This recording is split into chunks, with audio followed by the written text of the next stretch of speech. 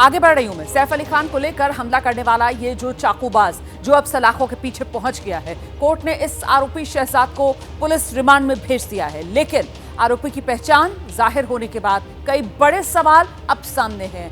मसलन बांग्लादेश से अवैध तरीके से मुंबई आए ये व्यक्ति कैसे आखिरकार कामयाब हो गया इतनी बड़ी वारदात को मुंबई में अंजाम देने के लिए? इसके मददगार कौन है? ये तार और कहां तक फैले हुए हैं, ये समझना बहुत जरूरी है।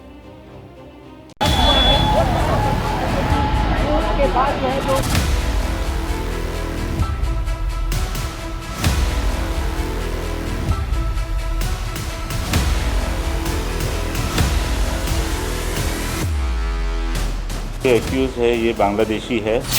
सैफ का गुनहगार आधी रात गिरफ्तार। चक्रव्यूह में चाकूबाज साजिश का पर्दाफाश। सैफ अली खान के ऊपर हमला करने वाले उस आरोपी को इसी जगह से पकड़ा गया। इसी जंगल में ये आरोपी छुपा हुआ था।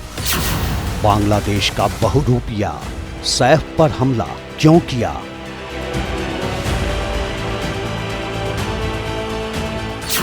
नाम बदलने वाला नटवरलाल, हमले पर कई सुलगते सवाल। 72 घंटे का ऑपरेशन, पुलिस, कैमरा और एक्शन। इलीगली एंटर करने के बाद इस एक्यूज ने इसका नाम चेंज किया है। मुंबई पुलिस की 35 से ज्यादा टीम, 100 से ज्यादा अधिकारी और कर्मचारी, करीब 15 से भी ज्यादा शहरों में तलाश और 3 दिन तक चली ताबड़तोड़ कार्रवाई के बाद आखिरकार सैफ पर हमला करने वाले चाकूबाज को दबोच लिया गया। आरोपी की पहचान ने सबको चौंका दिया। आप भी गौर कीजिए। नाम मोहम्मद शरीफुल इस्लाम शहजाद, उम्र 30 साल, पहचान बांग्लादेशी। बस बांग्लादेशी पहचान जाहिर होने की देर थी और फिर पुलिस से पॉलिटिक्स तक हंगामा मच गया। लेकिन इस चाकूबाज के बांग्लादेशी कनेक्शन पर आने से पहले आपको इसकी गिरफ्तारी का एक्शन सीन ठीक से समझा देते हैं। थाने पश्चिम का हीरानंदानी एस्टेट, यहीं पर टीसीएस कॉल सेंटर के पीछे मेट्रो की कंस्ट्रक्शन साइट है। यहीं पर इन घनी झाड़ियों में सर्च ऑपरेशन चलाकर आरोपी शहजाद को गिरफ्तार किया गया। सैफ अली खान के ऊपर हमला करने वाले उस आरोपी को इसी जगह से पकड़ा गया जहां पर फिलहाल मैं खड़ा हूं। इस गांव में फिलहाल मेट्रो के लेबर कैंप यहां पर बिठाए गए हैं। इस लेबर कैंप में कई सारे कर्मचारी रहते हैं और इसी लेबर कैंप के पीछे एक जगह है जो जंगल जिसे कहा जा रहा है। इसी जंगल में ये आरोपी छुपा हुआ था। जिस जगह पर आप देख रहे हो इस घास के नीचे ये आरोपी यहाँ पर छुपा हुआ था। पुलिस ने उसे यहीं से धर दबोचा। अब सवाल है कि मुंबई पुलिस इस खतरनाक चाकूबाज तक पहुंची कैसे? इसकी वजह बना ये सीसीटीवी फुटेज। 9 जनवरी का ये CCTV footage Bandra railway station का है। देखिए, इस वीडियो में आरोपी शहजाद एक बाइक पर नजर आ रहा है। इसी बाइक ने शहजाद का पता बता दिया। दरअसल पुलिस ने बाइक के नंबर के आधार पर पता लगाया कि इसका मालिक ठाणे का एक शख्स है। पुलिस ने उससे पूछताछ की और शहजाद का ठिकाना जाहिर हो गया। बांद्रा पुलिस और क्राइम ब्रांच की ज्वाइंट टीम ने पूरे इलाके की घेराबंदी की और शहजाद जाल में फंस गया। खुद को पुलिस से घिरा देखकर शहजाद बुरी तरह बौखला गया। इसी बौखलाहट में वो बार बार अपनी पहचान बदलता रहा। खुद को कभी विजय दास, कभी बिजोय दास तो कभी मोहम्मद इलियास बताता रहा। लेकिन पुलिस की पूछताछ में बहुत जल्द इसकी असली पहचान जाहिर हो गई। आरोपी का नाम मोहम्मद शरीफुल इस्लाम शहजाद है। अभी तक की इन्वेस्टिगेशन में ये समझ में आया है कि ये आरोपी चोरी के इरादे से उस घर में उसने एंटर किया था और उस समय पर ये इंसिडेंस हुआ था। शहजाद तो सलाखों के पीछे पहुंच गया, लेकिन सवाल है कि 3 दिन से मुंबई की पूरी पुलिस फोर्स ने जिस शख्स को पकड़ने के लिए दिन रात एक कर रखा था, वो सैफ पर हमला करने के बाद बांद्रा से ठाणे कैसे पहुंचा? 16 जनवरी को सैफ पर हमले के बाद आरोपी एक गार्डन में करीब 3-4 घंटे तक छिपा रहा। फिर एक दुकान पर जाकर उसने अपने कपड़े बदले। सुबह 8:36 पर शहजाद ने बांद्रा स्टेशन से दादर की ट्रेन पकड़ी। दादर से आरोपी वर्ली पहुंचा, जहां के होटल में पहले वो काम करता था। उसके बाद वो दोबारा दादर गया और फिर पहुंचा थाने। इस दौरान शहजाद के कई सीसीटीवी फुटेज सामने आए और आखिरकार उसका सुराग मिल गया।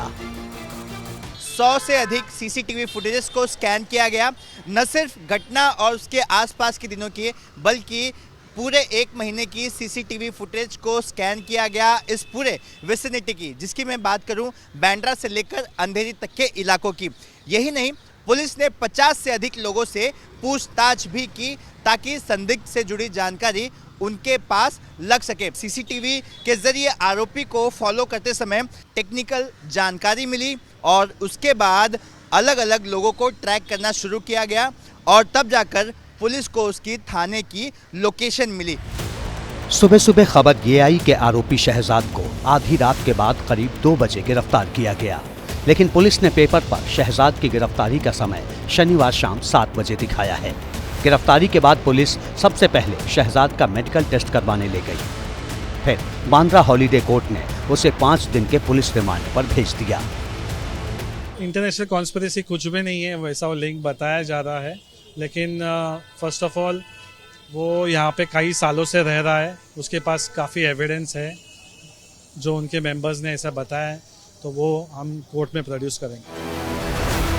अभी तक ये साफ नहीं हो पाया है कि शहजाद ने सैफ पर हमला क्यों किया।